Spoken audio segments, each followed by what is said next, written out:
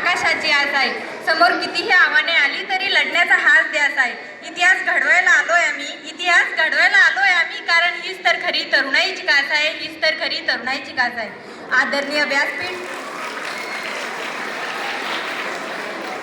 आदरणीय व्यासपीठ, पूजनीय गुरुजन वर्ग आणि देशाचं भविष्य बदलण्याची ताकद रक्तात घेऊन इथं बसलेल्या माझ्या विद्यार्थी मित्रांनो, आज मी भारतातील युवकापुढील आव्हाने, कर्तव्य व जबाबदाऱ्या या विषयावर माझे मत मांडणार आहे.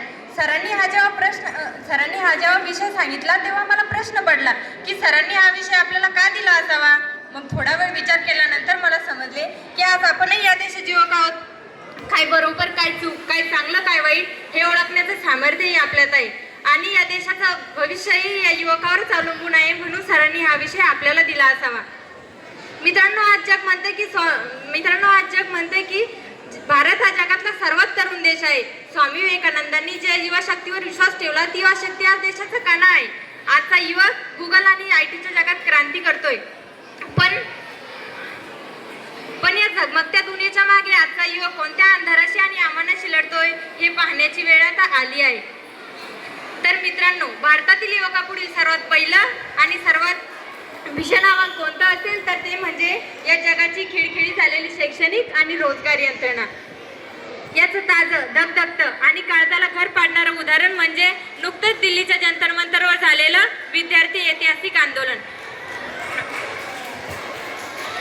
ऐतिहासिक विद्यार्थी आंदोलन. विचार करा, ज्या वयात विद्यार्थ्यांनी प्रयोगशाळेत संशोधन करायला हवं, ग्रंथालयात अभ्यास करायला हवा, त्या वयातील लाखो प्रामाणिक नीट विद्यार्थी रस्त्यावर उतरले होते का?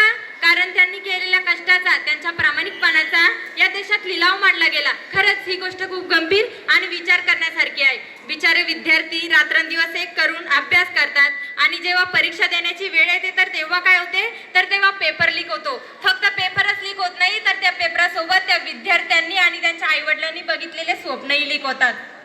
पण याच आंदोलनाने जे देशाला तरुणाईची खरी ताकद दाखवून दिली. कॉक्रोच जनता पार्टी सारख्या डिजिटल चळवळीच्या माध्यमातून हा